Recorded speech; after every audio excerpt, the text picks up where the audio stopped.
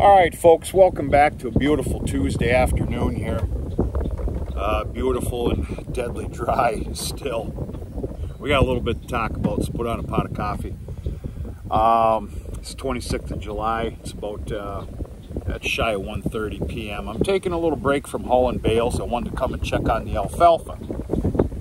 There's really no rhyme and reason to be checking on the alfalfa because, you know, it's not ready. I know it's not going to be ready. Just wanted to check it anyway.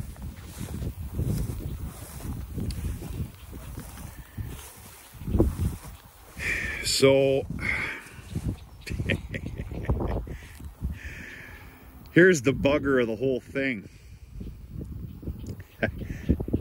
It's not ready,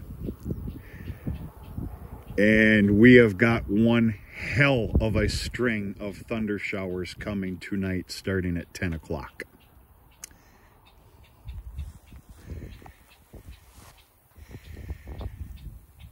I'm having a hard time believing when I'm reading, seeing, and hearing on Weather Report. But I gotta tell you, because I dropped it, we are getting it. Most of you know what I'm trying to say here. Very obviously, this weather report didn't exist for tonight's rain when I made the decision to cut it. It changed. I got a half a mind to rake it all up, bale it at a higher moisture, and wrap it all. And to be honest with you, I'm going to think about that here for about the next 45 minutes or so. So the real bugger about the whole damn thing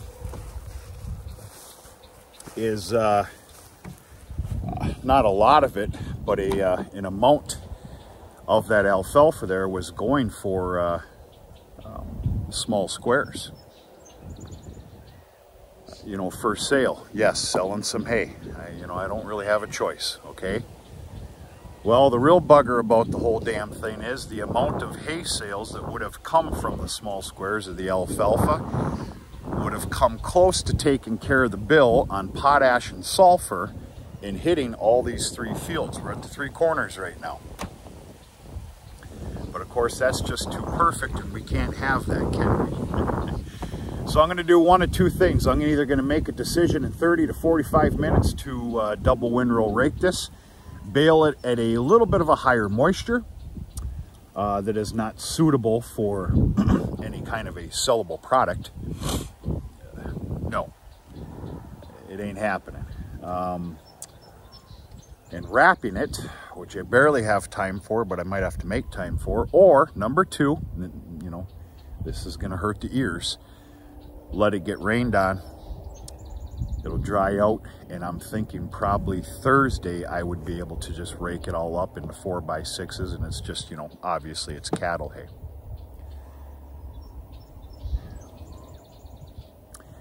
What would be nice is to do it Thursday, even after a rain, get it all completely dry to where I can just stack it in the bale yard.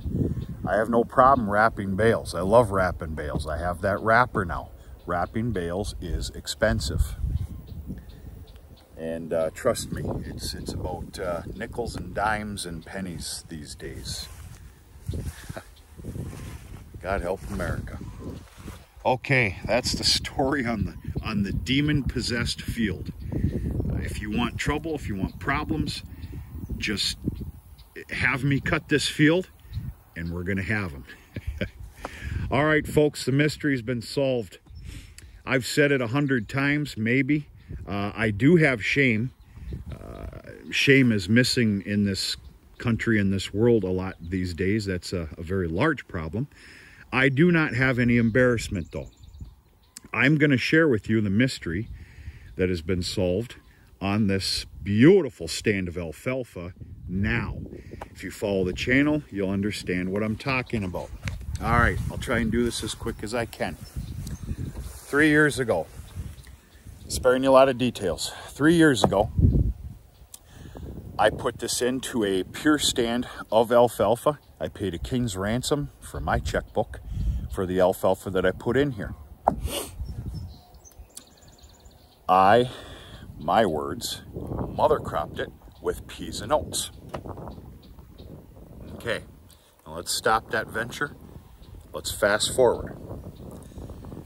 A couple weeks ago or better, that 13 and a half acre field that's about 4 miles away, as you may know, I ended up putting that into a stand of mix of alfalfa and Timothy, and mother cropped it with oats. Okay, bear with me here. I'm making a fool out of myself is what I'm doing. I'm fine with that. So I'm at the feed mill a few moons ago, picking up all the supplies that I need to take care of that field and plant it. And thank God that the good people at the feed mill not only care about what you're doing, how you're doing, it's good for business. They want to see you do good. It's fantastic. I love that feed mill. Very lucky. So in conversation of me putting my order in for, you know, let's get some pallets made of this, that, the other thing. Of course, we're talking about all the oats right now. I go, yeah, and, you know, 1,300 pounds of oats. Make it damn near 1,400. And the good gentleman I was doing the order with and speaking to, he goes, okay. You go, whoa, wait a minute now.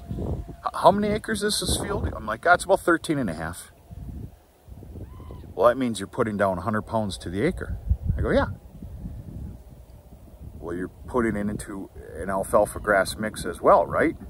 Sure, I am. He goes, oh, no. And we need to back up a little bit. That's what I did here. The light went off. That is what I did here. When I put this pure stand of alfalfa in, I mother cropped it with 100, if not, because I had that calibration problem with my planter. I guarantee you it was at least 110 pounds to the acre of peas and oats. And basically what I did is, I'm using my words here, I snuffed this alfalfa out for a time to come, until now.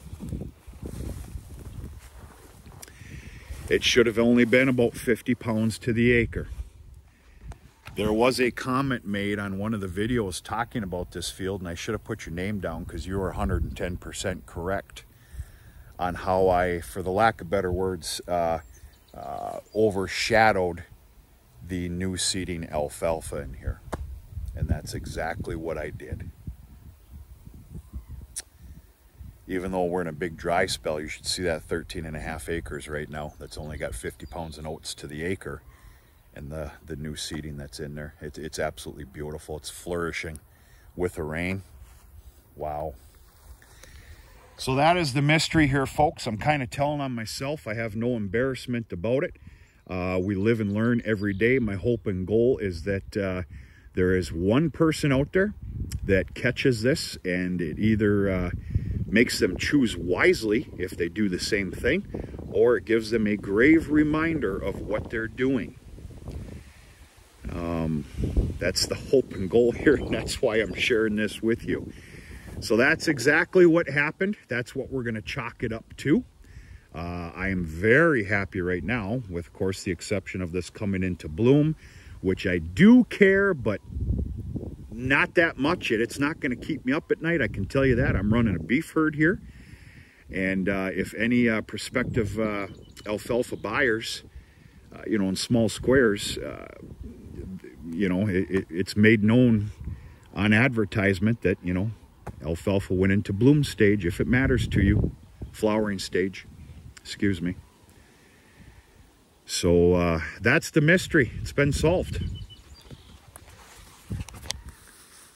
It's pretty simple, wasn't it?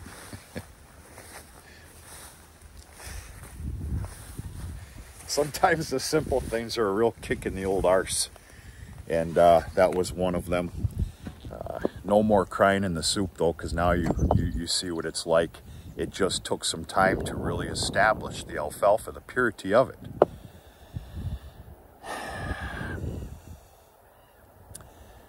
Two more loads of round bales, and all round bales are picked up yet once again.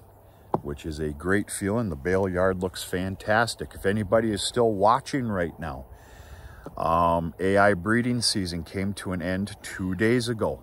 There were 2 AI breedings that took place, so therefore a grace period was deemed here for the last 2 days of, no cleanup bull yet. Well, as of this morning at 10:30 a.m., 3006 Remington was introduced to the herd, and we're off to the races. When I can catch a moment to breathe, kind of like now, but I'd rather do a cow yard video in the evening with a couple of brewskis. We're going to have a nice look and a great talk, and show you what's going on in the cow yard. It's really nice, really healthy, except for the grazing part of it, which is not good.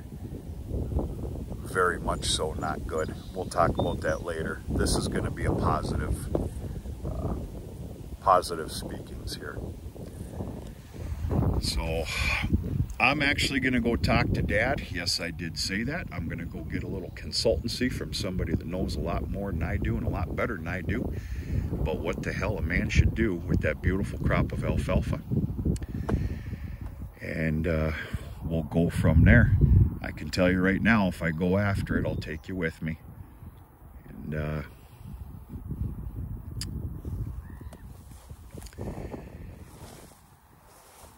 if I don't, that's going to be on the chopping block for Thursday. Now, if I can get Dad's full-on help and support with starting to rake, that means that Thursday morning, I'm going to be out here with the disc bine. And this is getting completely flattened. I will not tackle the grassy alfalfa field, which is filthy rich of alfalfa, in the same day. I will wait a day or two to knock this down. Unbelievable. And then when all that said business is over,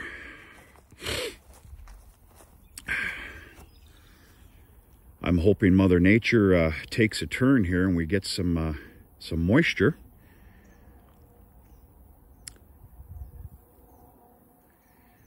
All 3 of these properties, to include a 4th property, will get potash and sulfur. And let's hope to God here that the first or second week, probably second week of September, everything's going to get mowed down again, and it's all going to get high moisture bale wrapped. That's it, folks. Hope everybody's doing okay. And that's my 2 cents for the day. Whether you want to buy it or not, that's all I've got. We're going to talk to you sooner than later.